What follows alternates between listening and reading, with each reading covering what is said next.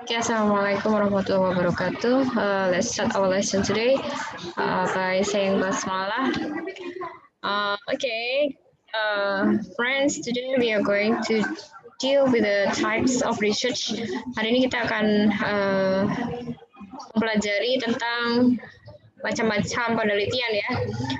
But before we go on, I will remind you to this kind of information. Ini adalah persentase penilaian kita.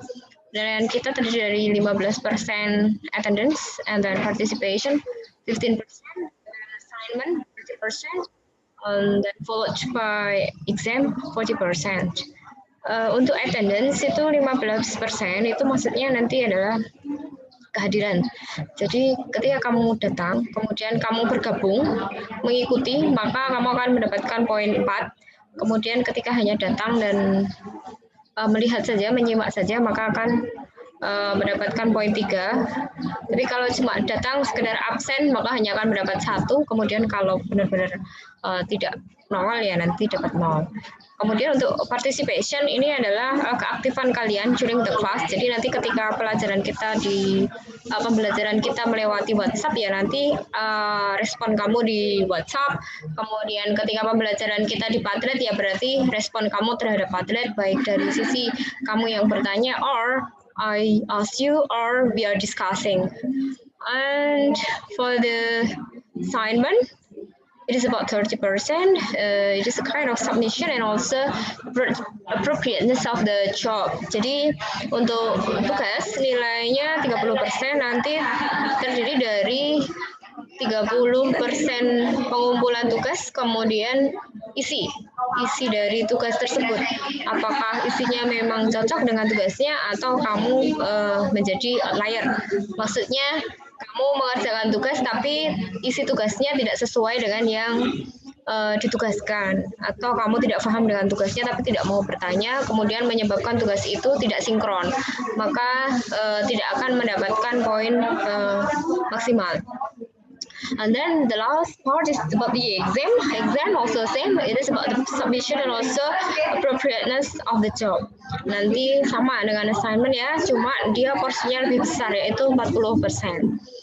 So be careful on this kind of assessment ya. It depends on your own development during the class. Okay, now we are going to talk about the type of research. Jenis-jenis penelitian yang saya jelaskan hari ini adalah penelitian yang dilihat dari 3 perspektif. The first one is about its application or implementation to the field. And then the second is about the type of research based on the objective or the aim. And then the last one is about the type of research based on the inquiry or the method used to gain the research objective. Okay. When we are talking about the research, and then we can see this type of research ya. Kita lihat satu-satu. Kalau kita bedah, maka macam-macam research itu akan sangat beragam.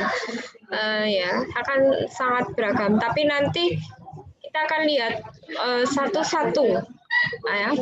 Misalkan ini macam-macam research berdasarkan aplikasinya di lapangan, maka akan ada pure research and then applied research. And then what is pure research and applied research? I will give you the explanation in the next part. And then the second type of research, it is divided based on the objective or aim of the research. There are 4 types. There are descriptive research, there are also correlational research, exploratory research, and then explanatory research. From the name of the research, I think we as language education students, we can predict, we can estimate what kind of research do this type research mean? Deskriptif.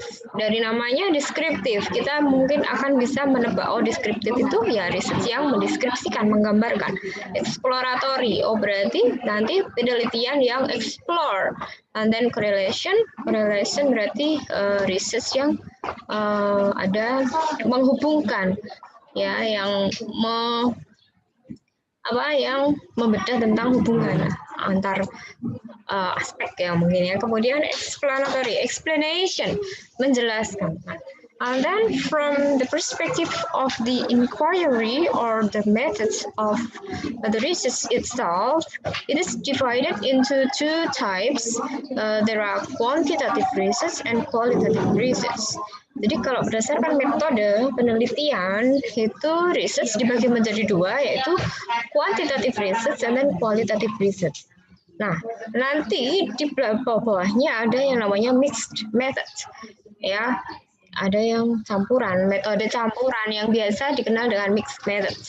Nah, dalam mixed method itu yang sekarang banyak dikembangkan itu adalah research and development. Nah, nanti akan dipelajari di bagian masing-masing. Ya, nah yang perkuliahan ini, because we are dealing with the methods of research, so we only observe the two type of research, that those are quantitative and also qualitative. Okay, next I will give you some explanation related to the type of research. The first one, based on its application, there are pure research and also applied research. Jadi dalam berdasarkan penerapan di lapangan itu ada yang basic research, kemudian ada yang applied research. Nah, basic research itu adalah penelitian yang dilaksanakan secara akademis dan biasanya dia berjalan alami ya. Nah, dan tujuannya itu untuk menggali fenomena atau pengetahuan yang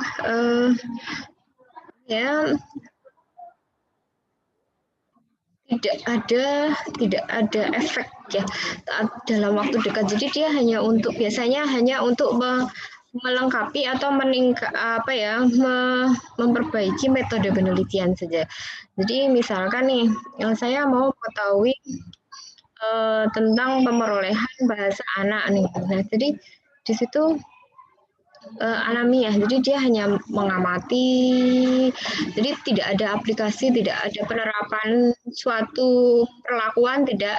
Jadi kita benar-benar hanya alami, mengamati, kemudian melaporkan apa yang terjadi. Nah, itulah yang namanya pure or basic research. And then the second type of research based on the perspective of application, there is applied research.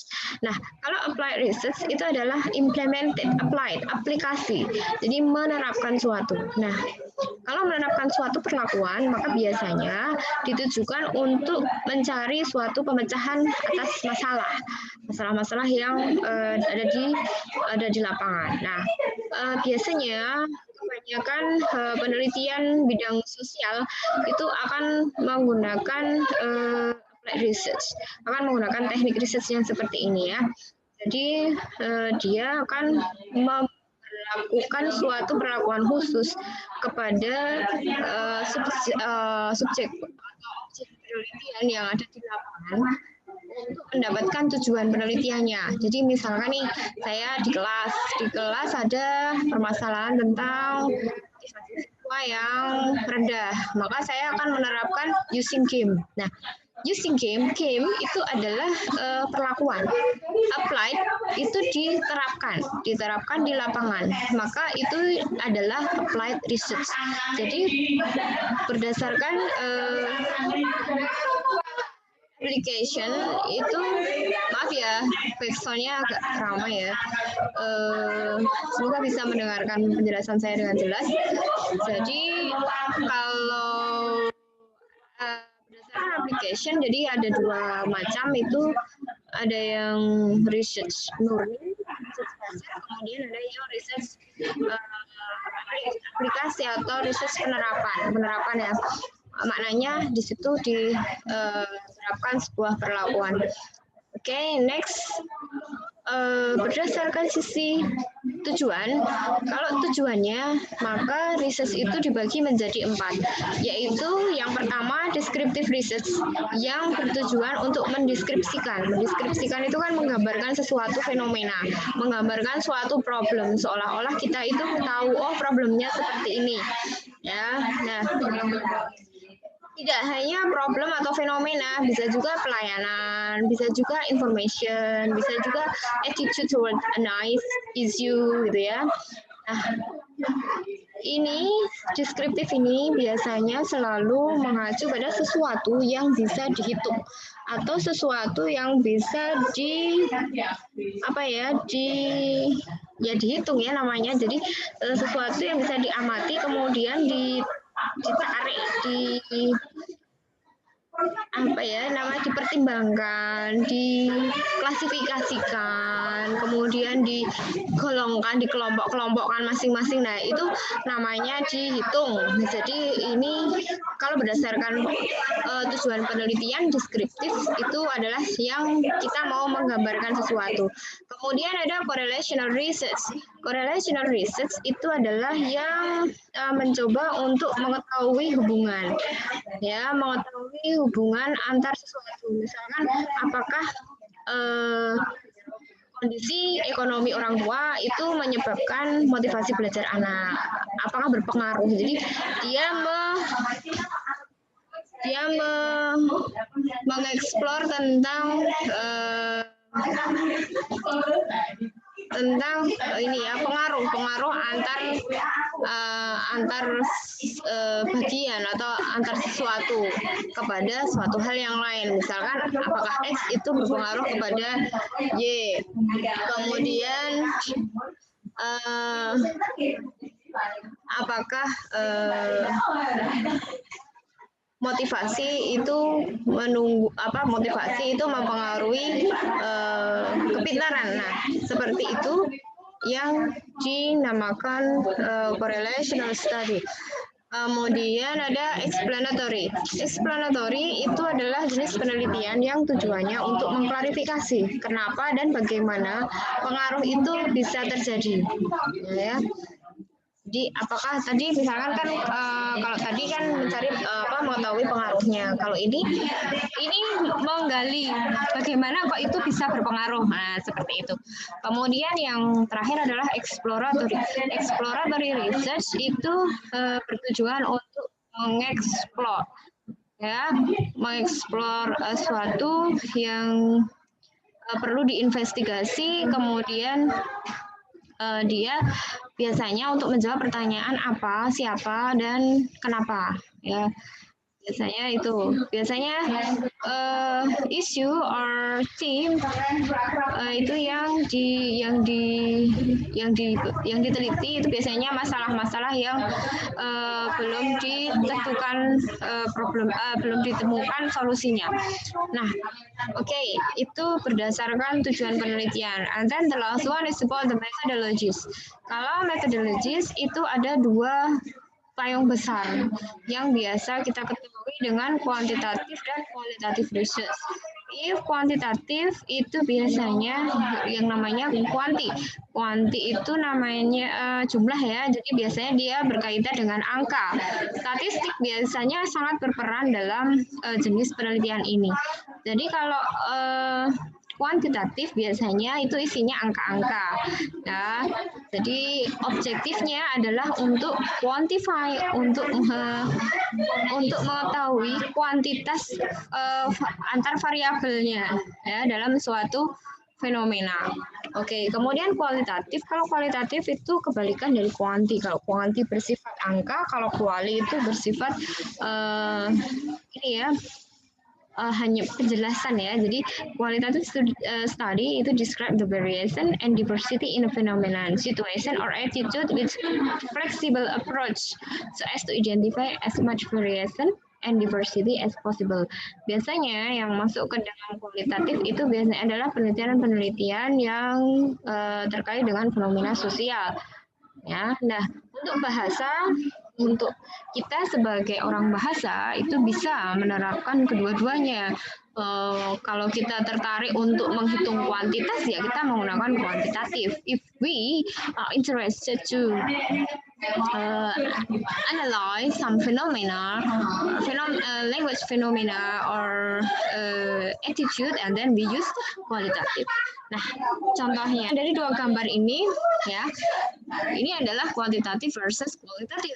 Kalau kita lihat, only 1 in 30 take the free ice cream interesting. Nah, ini kan jumlah ya, hanya satu. Ya.